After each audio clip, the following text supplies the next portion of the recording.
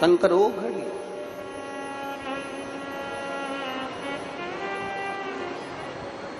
शिव महापुराण की कथा कह रही है, हम पशुपात्य अस्त्र को प्राप्त नहीं कर पाते।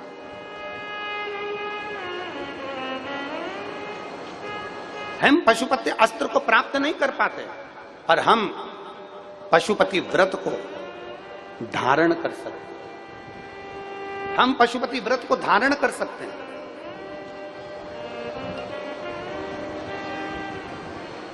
हम पशुपति व्रत को जितना धारण करेंगे, पशुपति व्रत को हम धारण करें और पशुपति व्रत को धारण कर कर हम भगवान की अविरल भक्ति को पा सकते हैं। ऐसा कौन सा कार्य है जो पशुपति व्रत से नहीं हो सकता?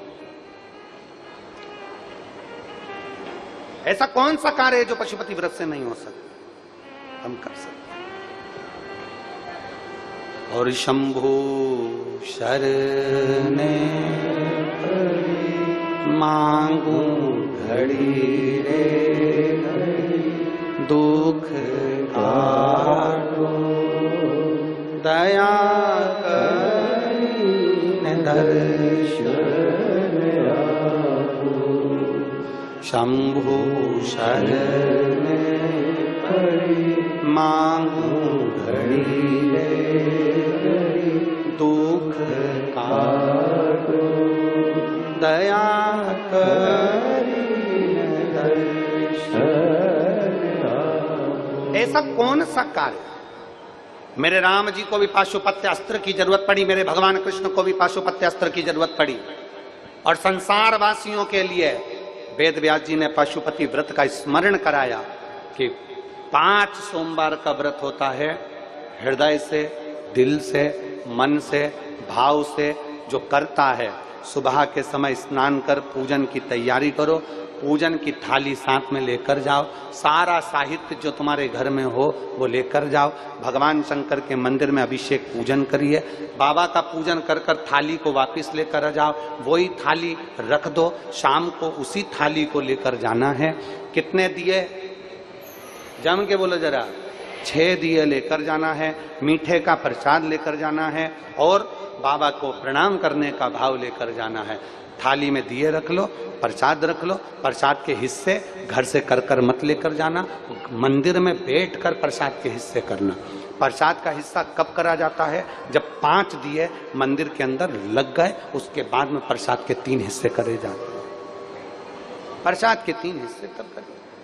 भगवान के मंदिर में पूजन अर्चना करो, अर्चना पूजन करने के बाद में दिए रखकर, दिए पूरे 6 जमीन पर रखिए, 6 दिए में से 5 दिए प्रज्वलित कर लीजिए, प्रसाद के 3 हिस्से कर लीजिए। बाबा देवादिदेव महादेव से अपने मन की बात कह दो, बाबा आज मेरा पहला पशुपति व्रत है, बाबा आप इसे स्वीकार करना मेरे दातार, मैं बस आपके भरोसे हूं मेरे बाबा, ऐसी कृपा करना, ऐसी करुणा करना, मेरा व्रत स्वीकृत हो। बाबा को प्रणाम करो, 5 दिए जलाए हुए रखो वहीं पर, 1 दिया बिना जला उसको वापस थाली में रख लो, प्रसाद के 2 हिस्से मंदिर में छोड़ दो, 1 हिस्सा थाली में लेकर वापस सजाओ। घर के अंदर जब प्रवेश करो उस समय पर राइट हैंड में सीधे हाथ पर बैठ जाओ, घर की ओर अपना मुख कर लो और वहीं पर बैठकर 6ठे नंबर का जो दिया है वो जला दो। वहां बैठकर बाबा से प्रार्थना करना, बाबा मेरे व्रत को स्वीकार करना, मेरी ये कामना से मैंने ये व्रत किया है, बाबा को विनय करना, निवेदन करना। ऐसे 5 व्रत पूर्ण करिए।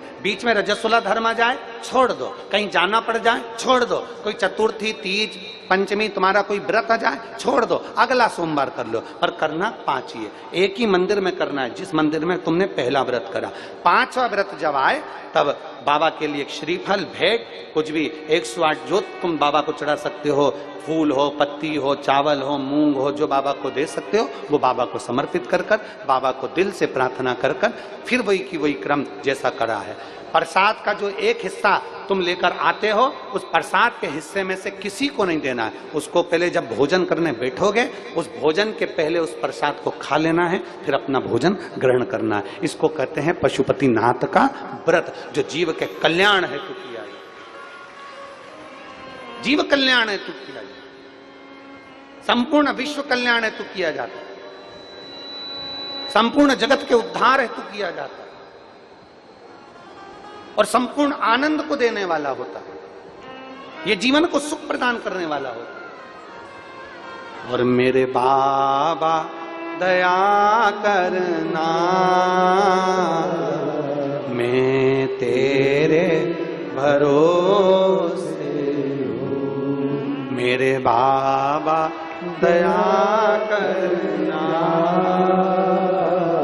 मैं तेरे भरोसे हूँ। ना घर के भरोसे हूँ, ना परिवार के भरोसे हूँ, ना घर के भरोसे हूँ, ना परिवार के भरोसे हूँ। मेरे बाबा दया करना,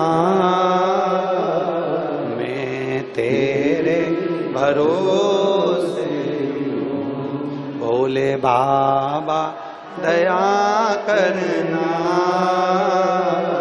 मैं तेरे भरोसे। हम उसके आश्रित हो जाएं, हम उसके भरोसे हो जाएं, उसके चरणारविंद में हमारी दृढ़ता प्रबल हो जाए। हम उसके आश्रित इतने हो जाएं कि जो करेगा मेरा ओमकारेश्वर बाबा करेगा, जो करेगा मेरा महाकाल बाबा करेगा, जो करेगा मेरा कुबेर भंडारी करेगा। और मेरा बाबा, अगर तुम्हारा विश्वास पक्का है, तुम्हारी भक्ति पक्की है, तुम्हारी दृढ़ता पक्की है, तुम्हारा भरोसा पक्का है, तो ये मान कर चलना, जैसा बाप अपने बच्चे की उंगली को पकड़ कर चलता है, बाप को ठोकर लग जाती है तो बाप बच ले, उसी तरह अपनी औलाद को ठोकर नहीं लगने देता, वो औलाद को गोदी में झेल लेता है, उसको गिरने नहीं देता, वो गिरने नहीं देता। अच्छा, दुनिया समझती है कि परमात्मा नहीं देख रहा है, दुनिया समझती है कि भगवान नहीं देख रहा है। तुम अपने मोबाइल का डाटा ऑन ऑफ कर सकते हो, तुम्हारा मोबाइल ऑनलाइन नहीं आएगा, कभी कभी ऑफलाइन भी हो जाएगा। तुम्हारे मोबाइल का नेटवर्क नहीं मिलेगा, ऑफलाइन हो जाएगा। तुम्हारा मोबाइल का डाटा ऑनलाइन ऑफलाइन हो सकता है, पर परमात्मा कभी ऑफलाइन नहीं होता, वो तो ऑनलाइन पूरी जिंदगी रहता है।